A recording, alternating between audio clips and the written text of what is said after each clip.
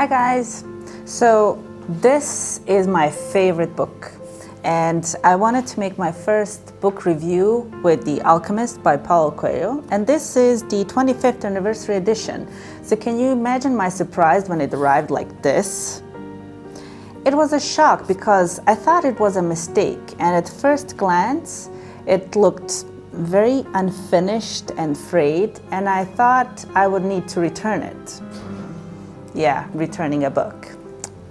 So it took me a while to discover what this finish is actually called. It's called deckled edges. Can you see? It's a little bit frayed. It's a style of a book that mimics luxurious book finishes, styles of previous centuries. Why? Because before, paper used to be all handmade and very, very expensive, as were the books. So they'd print multiple book pages on that one sheet and then fold the sheet, and it would become part of the book. It would have to be slit open.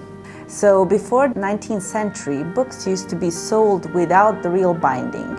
It only had cheap cardboard binding that was meant to be discarded when a wealthy person purchased the book.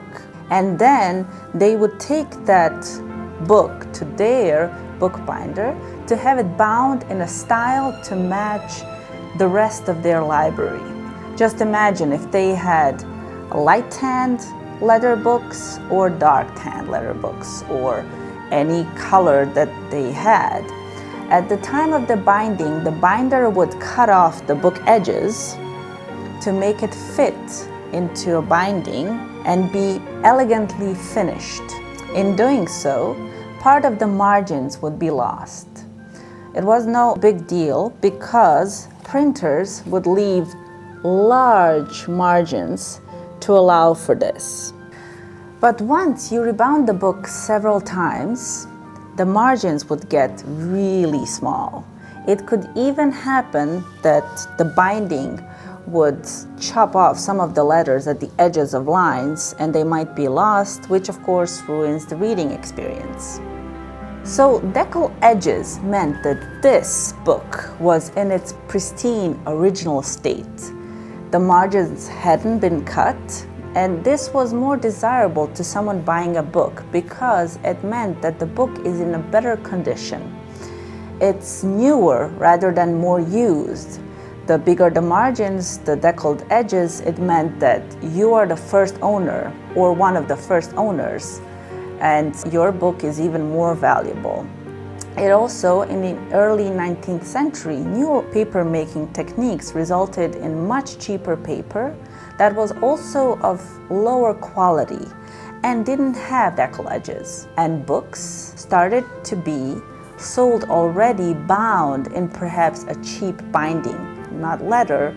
So deckled edges implied high quality, handmade paper and old, fine techniques of bookbinding.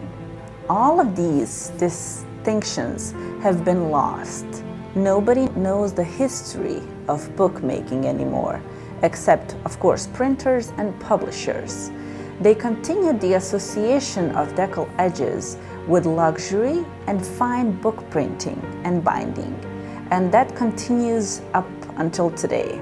Even though the deckled edges may be made only to resemble the deckled edges of the past, and they don't imply handmade paper or first binding of uncut pages. What finish do you prefer, deckled edges or the straight cut? Let me know in the comments below, and as always, like and subscribe. Thank you. Bye.